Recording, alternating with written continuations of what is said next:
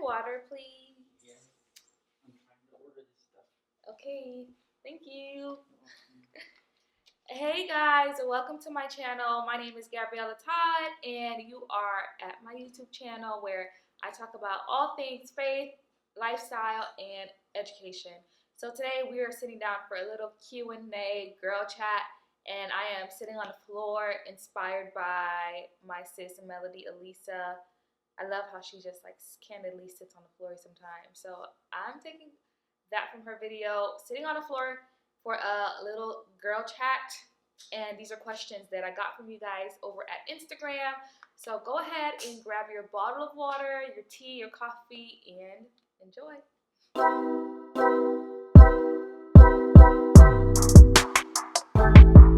So the first question that I got was, how are you mentally? I absolutely love this question. I think we should start normalizing asking people this question. I am in the best shape of my life. I was having a conversation with a friend on the phone, and she said, this is the healthiest version of you that, I've seen. And that was like the ultimate compliment because I've been working on myself. I've been making sure that, mentally, emotionally, that I'm okay. So I've been investing in, therapy. I've been investing in just being honest with myself and the people around me, and then dealing with the hard parts of me. So I am in the best shape of my life. There's areas in my life where, obviously, I'm not perfect. No one is perfect. We're all progressing. But yeah, I'm in the best shape of my life that I've ever been in, mentally speaking. So that looks like dealing with the hard things. Even when my aunt passed away, that was, of course, hard. But still, like, not retreating and isolating from people, but pushing myself to be intentional about, reaching out and making myself available and being open to support, and whatever, form or fashion it comes in and things like that. So I think that would be the number one thing that mentally can affect me is that, that feeling of loneliness and isolation that has, in a sense, become a familiar place for me. I am actively tackling that in the name of Jesus with my husband. So that has been hard, but necessary, and it is worth it. Worth it to do the hard thing. The hard thing is the hard thing, but it is so worth it. Okay. Second question was, do you work out?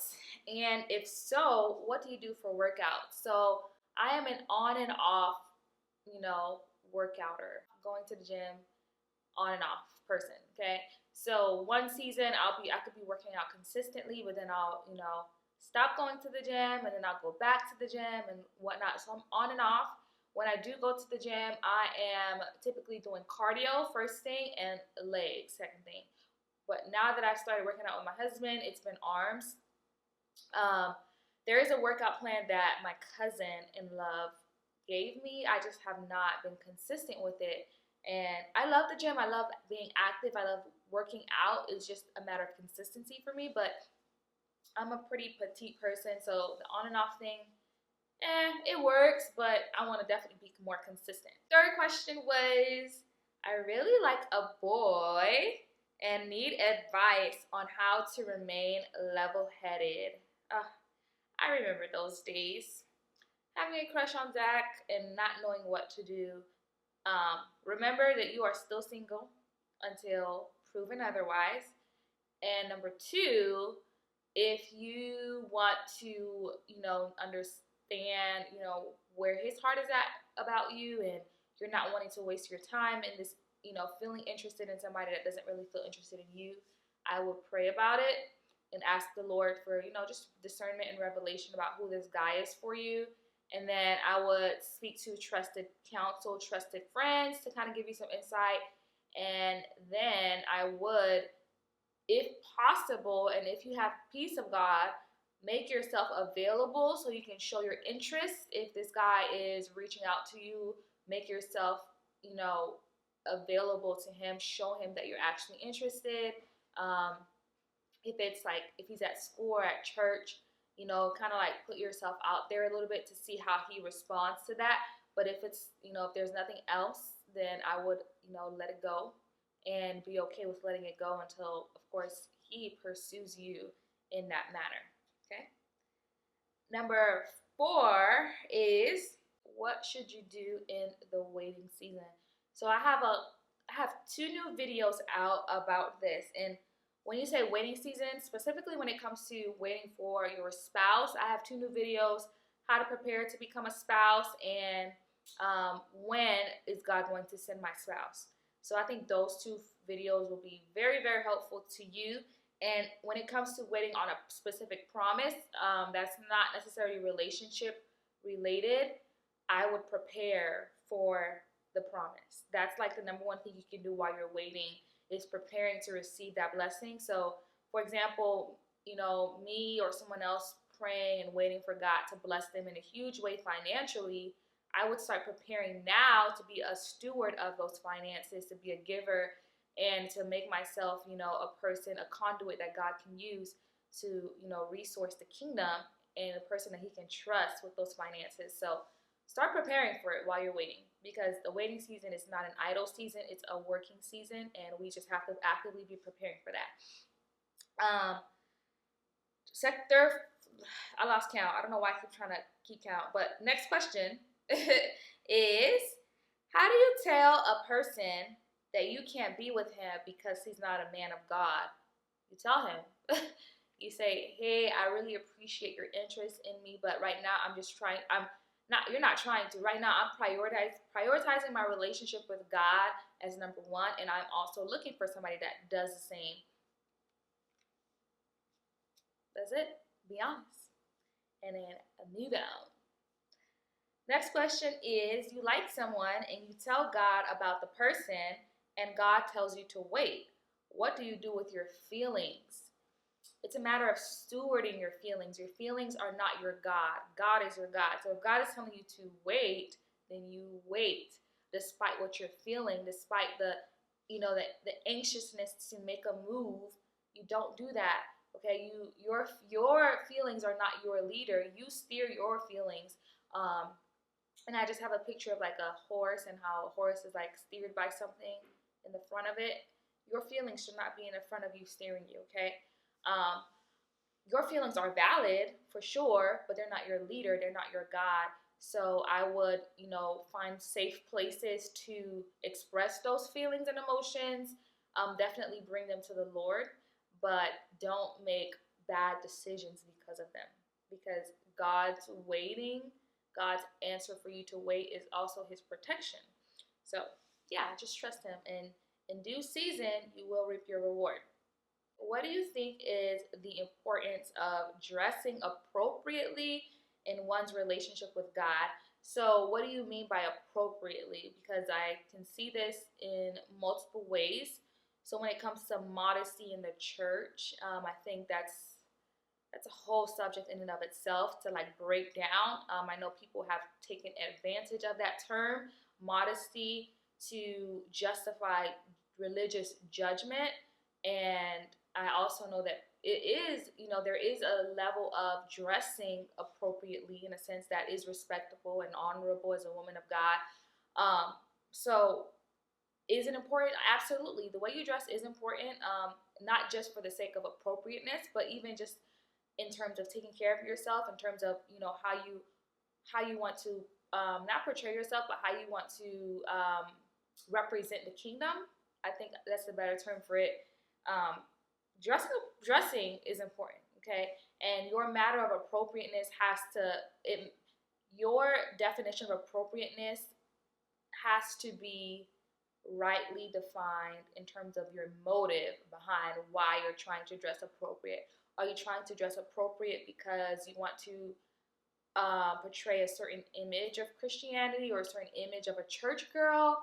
Or are you dressing from a place of, you know what, God, like I'm being led by you in terms of how I dress, and I'm freely expressing myself in a honorable, godly way. If you're married, I'm consulting my spouse every now and then about what I should be wearing. I'm being submissive and respectful towards my husband about what I should be wearing. and things like that. So just identifying your motives behind why you are dressing a certain way. Um, that's what I have to say. And also, dressing for the sake of not being a um, stumbling block for others is also a thing. So I wouldn't be posting certain pictures, or I wouldn't be wearing certain things because I don't want to be a stumbling block to my fellow brothers and sisters in Christ. Okay, that comes with discernment as well. That comes with a level of maturity for that person too. So I hope that answered your question. Again, that is a whole deep dive study in and of itself, just because of the years of religion and judgment that churches have been bound in. So it's going to take some deconstructing for sure. Okay. Next question is, what did you major in, or what did I study at Harvard University? So I got my master's in learning and teaching, my master's of education. So that's what I studied. And that was an accelerated year-long program, just me learning more about the education system and taking classes that cater to nonprofit management, but also schools and things like that. So I loved it for my personal reasons, and it was a hard season, but we made it out, y'all. I just got news the other day that they're allowing us to come back to walk across the stage next year. So I'm thinking about going to, finally walk across the stage. And good thing is that my husband now will be there with me, and family will be there with me. So it should be a beautiful moment. So we'll see if I'm going to go. Next question is, how old are you? I am 24. 24. 24. How do I say it? Child, please. Zach said phone a friend. Listen, let me phone Google Translate. How do I say this in Creole? Creole. 24 in Creole. My God. 24. So it's 21, 22, 23, 24. Listen, I understand Creole better than I can speak Creole. Let's just say that. I'm definitely an Americanized Haitian. I did not speak Creole growing up, so my Creole is just kind of trash. So, 24. I am 24 years old. Okay. How to keep waiting on God and be patient. Pass the test now. Pass the test now. Wait on the Lord, because He will renew your strength. So wait on Him. Encourage yourself in Him. Encourage yourself in His promises and His word. And just be patient. Trust Him. God knows what He's doing. Okay? He is perfect. He does not make mistakes. If you are waiting for a reason. Be obedient with what He tells you to do now. Steward what He tells you to do now. Don't worry about tomorrow. Don't worry about the past.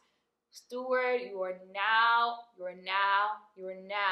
and everything will be okay. It will be okay if you're being obedient.